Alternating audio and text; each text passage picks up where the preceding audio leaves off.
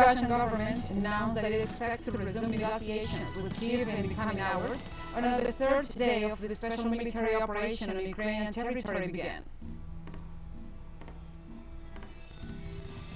In Argentina, almost 10,000 square kilometers of woodlands have been ravaged by the wildfires in the province of Corrientes, in the northeast of the country. Chinese health officials said at a press briefing on Saturday that Beijing will continue to support Hong Kong amid a recent COVID-19 surge.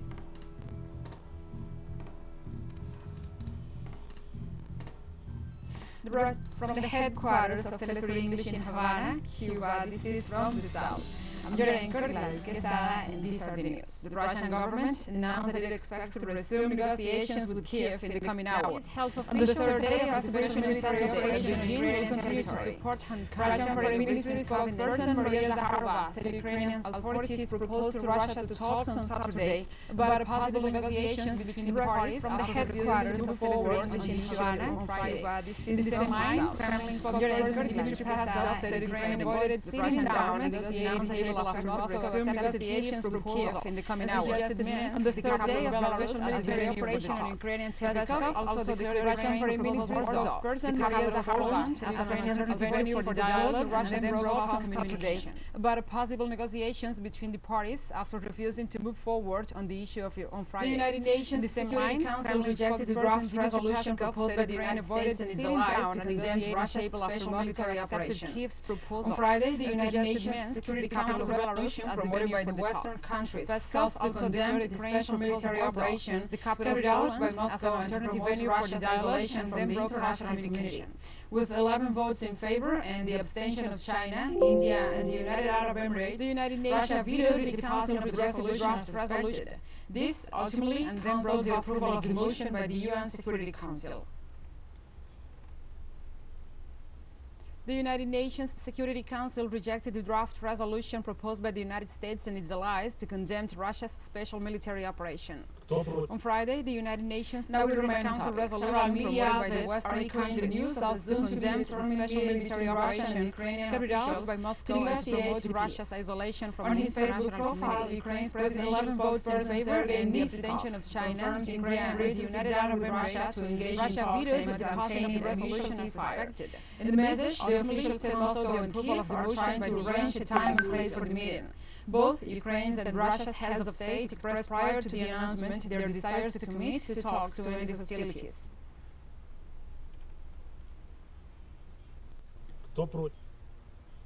Now we remain on topic. On Friday, the Russian military claimed it had captured weapons delivered by Western countries to Ukraine. Russian Defense Ministry spokesperson Major General Igor Konashenkov announced that the war material came from countries the likes of the United States and the United Kingdom. Now we remain on topic. Several media outlets are echoing the news of a soon-to-be-determined meeting between Russian and Ukrainian officials to negotiate the peace. On his Facebook profile, Ukraine's presidential spokesperson Sergei Nikitov confirmed Ukraine agreed to sit down with Russia to engage in talks aimed at obtaining a mutual ceasefire. In the message, the official said Moscow and Kiev are trying to arrange a time and place for the meeting. Both Ukraine's and Russia's heads of state expressed prior to the announcement their desires to commit to talks to end the hostilities. On Friday, Chinese President Xi Jinping held a phone call with the Russian President Vladimir Putin. On Friday, the Russian military claimed it had captured views on the current situation in Ukraine. Putin described the historical context of the Ukrainian issue and Russia's position on special military operations in the eastern part of the country, arguing that the US and the NATO have long ignored Russia's legitimate security concerns, breached their commitments, and continue to push military deployments eastward. The head of state declared Russia is ready to hold high-level negotiations with the Ukrainian government. On the other side of the line, Xi Jinping noted the situation in eastern Ukraine has caused great concern in the international community. The dignitary stressed it is necessary to cast away the Cold War mentality, give importance to and respect the reasonable security concerns of all countries, and build a balanced, effective, and sustainable European security mechanism that functions with effective diplomatic efforts. Xi reaffirmed China's support both parties to resolve the issue through negotiations. Formations and military units of the Donetsk People's Russian Republic Foreign Minister Sergei Lavrov met with his counterpart from the Republic of Luhansk, Vladislav Denego, and the first Deputy Foreign Minister of the Donetsk People's Republic, Sergei Berzara. The head of the Russian diplomacy declared that his country reaffirms its unwavering support to the Donetsk and Luhansk People's Republics in their efforts to secure their rights. Lavrov assured that his nation could not remain indifferent to the request for military assistance made by Chinese President Xi Jinping. During the press conference after the meeting, the Russian Foreign Minister asked both sides journalists on exchanging views on the current situation defending their media. Putin described the Tibetan language spoken by many people. This referring to some sectors of Eurasian society that push for the banning of the Russian language in the nation, though they only managed to limit legitimacy to public concerns, breach their commitments, and continue to push.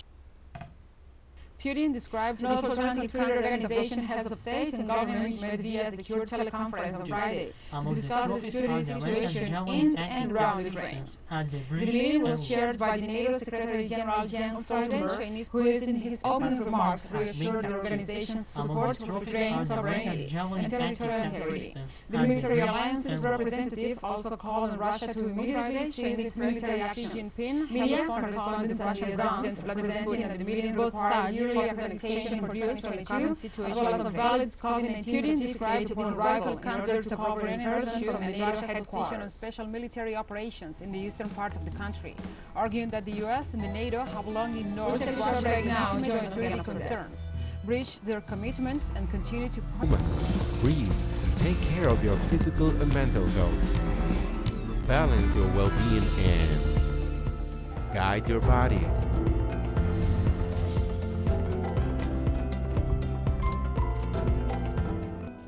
Only on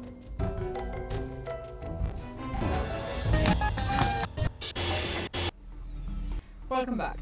In Argentina, almost 10,000 square kilometers of woodlands have been ravaged by the wildfires in the province of Corrientes, the northeast of the country.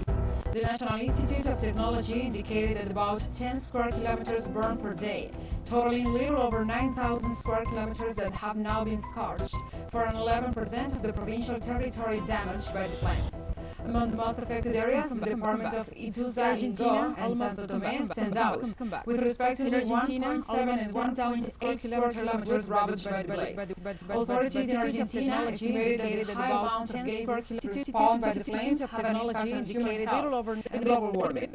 President Alberto Fernandez flew over the area of San Miguel in the north-central provincial Corrientes alongside several ministers on a visit to the regions affected by the forest damaged by the flames.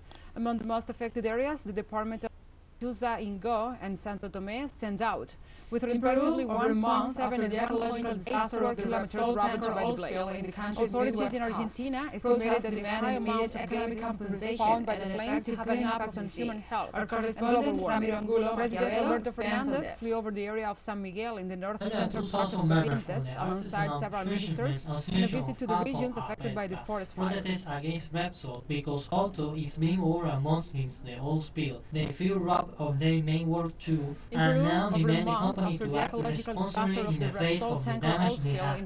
They should acknowledge liability because here people are in need. They have to pay electricity, water, and gas bills, school tuition. We have unmet The 200 soles are not enough for members of the artisanal Repsol representatives claim they have truly cleaned up the spill, but that's not because also is fishermen are also demanding that they feel robbed of their main work too, and now demanding that they have already in the face of the damage they are lying. They should acknowledge not only remove the oil on the surface, they have to pay electricity, water, and gas bills, school tuition. We have unmet needs. The 200 soles are not obtained in the next 10 years. Repsol has said that the UN has truly cleaned up that will hurt, but that's not the case. The fishermen are also demanding that they clean up the damage is unrepairable, but they say that the nation have already cleaned up the worst. This is not only hurt on personal finance, they have only removed the oil on the surface of whole marine the bulk of the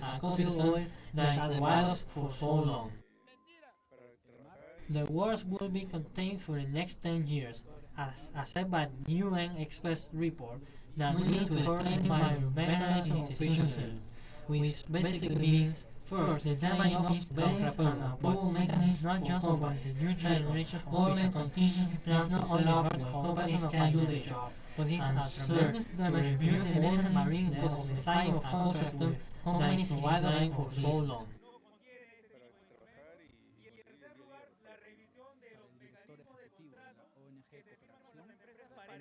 We need to explain by according to Alejandro Quiñones, which executive director of FIRST, saying NGO cooperation, there are three elements that must be taken into account to say the companies can do such ecological disasters to review the mechanism of the sign of contract with companies in this line of business. Thank you, Ramiro, for this report, and now we move on to other topics. The European Union Elections Observation Mission is in Colombia to accompany the legislative turnout set for March 13th in the midst of the violent surge affecting the country.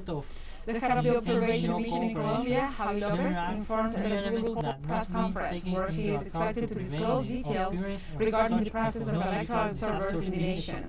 34 officials from the international organization are expected to arrive, and more observers will be added as the date of elections draws nearer. According to Lopez, around 100 foreign observers to accompany the legislative turnout set for March 13th. In the midst of the Meanwhile, the country continues to experience a surge of violent crimes, with around 8 municipalities in confinement due to clashes between paramilitary groups and the army.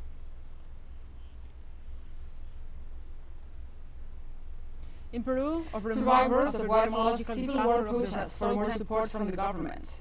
On Friday, dozens of relatives of victims and survivors of Guatemala's civil war, which extended from 1960 to 1996, requested the military of the capital to demand detentions delivered by Western countries to Ukraine. Russian Defense Ministry spokesperson Major General Igor Konashenkov announced demonstrators, mostly members of indigenous communities, walked through the capital's downtown area as they commemorated the National Day for the Dignity of the Victims of the Armed Conflict, which left more than 200,000 dead and missing, according to the United Nations reports on that bloody chapter in the Central American country's history.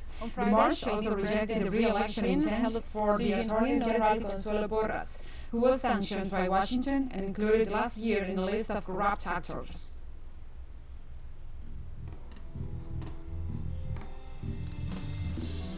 And we have more news coming up after a final short break. Stay with us.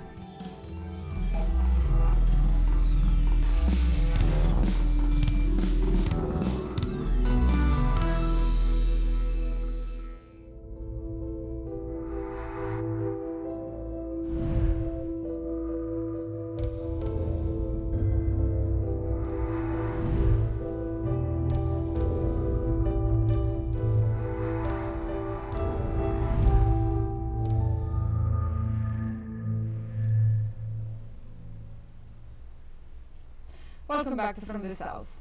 A Chinese health official said at a press briefing on Saturday that Beijing will continue to support Hong Kong amid a recent COVID-19 surge. He also said that the central government will work closely with her Hong Kong counterparts to fight against the pandemic. Hong Kong on Friday reported a sharp jump in new COVID-19 cases to more than 10,000 in the latest 24-hour period, as it battles its worst outbreak of the pandemic. The city has been reporting about 50 deaths a day, many among the unvaccinated elderly. Under China's zero approach, mass testing and tight regional restrictions are still in force for a short period of time as soon as a few cases are detected.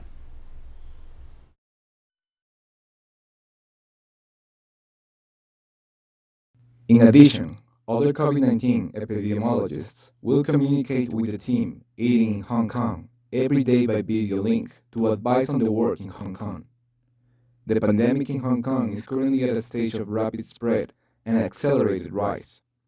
The central government will continue to fully support the prevention and control of the pandemic in Hong Kong, and mainland experts will continue to work closely with their Hong Kong counterparts to fight against the pandemic. In Havana, Cuban authorities made a donation of nationally produced vaccines to the Sahrawi Arab Democratic Republic to face the COVID-19 pandemic. Cuba donated to the Sahrawi Arab Democratic Republic a batch of 458,000 doses of anti-COVID-19 Soberano 2 vaccines, produced by the FinLife Vaccine Institute. During the ceremony at the Institute, Mohamed Saleh Abdezamad, ambassador of the country in the largest of the Antilles, thanked the noble gesture of the Cuban nation on behalf of his government, the Polisario Front, and the Sahrawi people. This donation of Soberano 2 will be administered to pediatric population and refugees in the camps in the Sahrawi Republic. Dr. Yuri Valdez Balbin, director of this institute, affirmed this institution is at the disposal of the population of the sister and the brother nation and others who need it.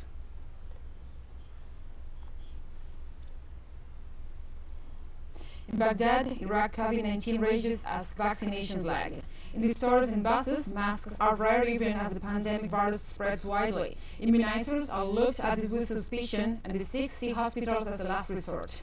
At Al-Shifa Hospital in the capital Baghdad, healthcare personnel fight against misinformation and prejudice.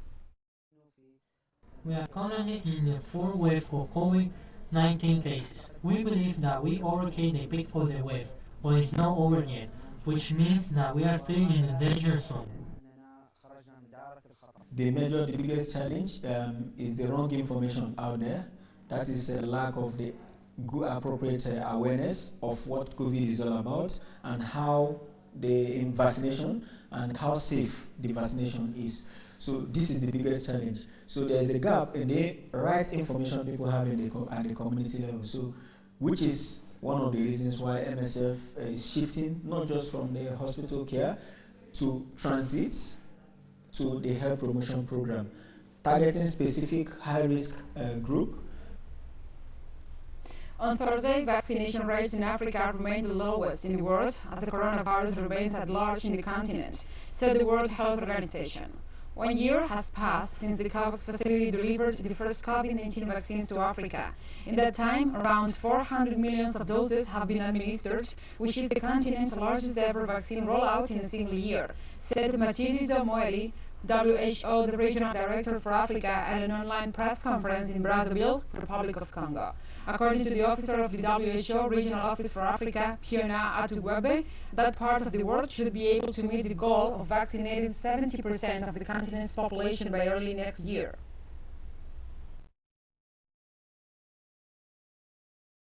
Worryingly, a sizable proportion of the highest risk populations in Africa remains unvaccinated. In 27 countries which are reporting data on health worker vaccination, just a third of the health workforce is fully vaccinated. Among the 24 countries that are reporting data on vaccination in older people, only 21% of adults over the age of 50 years have been fully vaccinated. And only 11% of people with comorbidities are reported to be fully vaccinated in the 20 countries that are providing us with this data. In Bangui, the capital of the Central African Republic, a community hospital dedicated to caring for HIV patients offers hope to those suffering from the incurable illness. This hospital, which is supported by the humanitarian group Doctors Without Borders, is the last chance at survival for these AIDS patients. These facilities are the only ones dedicated to caring for patients at an advanced stage of AIDS in the capital of the Central African Republic, the city of Bangui.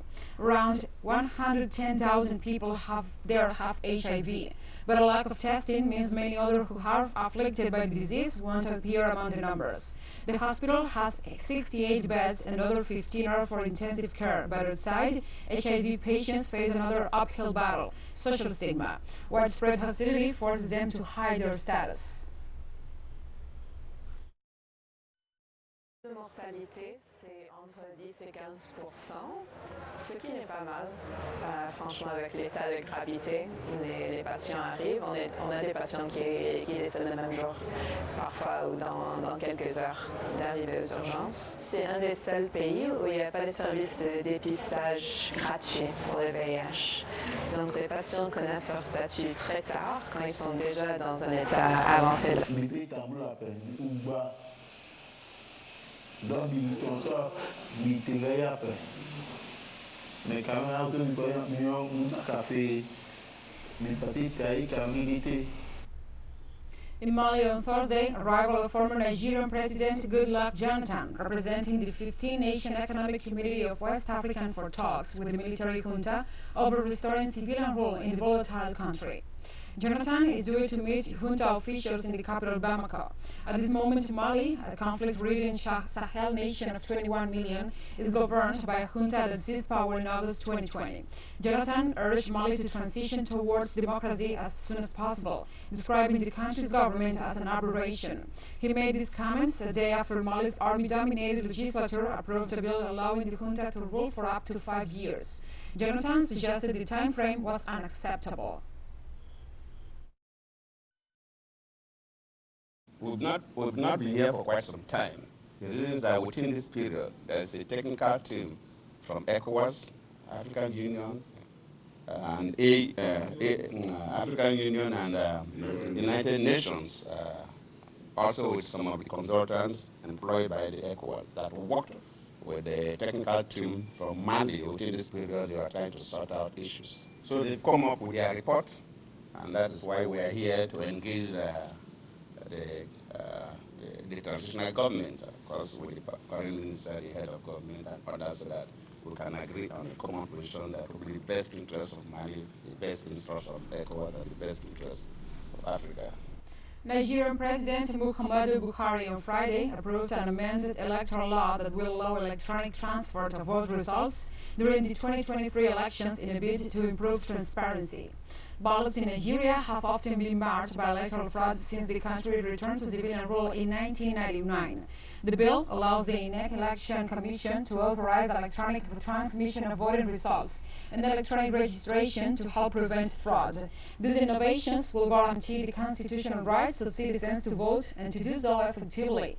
Buhari, who was first elected in 2015, had initially rejected the new law, claiming it will infringe on party bylaws and lead to insecurity during the polls. A former military ruler, he will step down after serving 2 4-year terms, and political leaders are already maneuvering for position before the February 2023 ballot. There are salient and praiseworthy provisions that could positively revolutionize elections in Nigeria through the introduction of new technological innovations. These innovations would guarantee the constitutional rights of citizens to vote and to do so effectively. And we have come to the end of this news brief. But remember, you can find these and many other stories on our website at telesurenglish.net. And also, if you feel so inclined, please join us on social media for all the latest news. We are on Facebook, Twitter, Instagram, and Telegram. For Telesur English, I'm Gladys Quesada. Thank you for watching.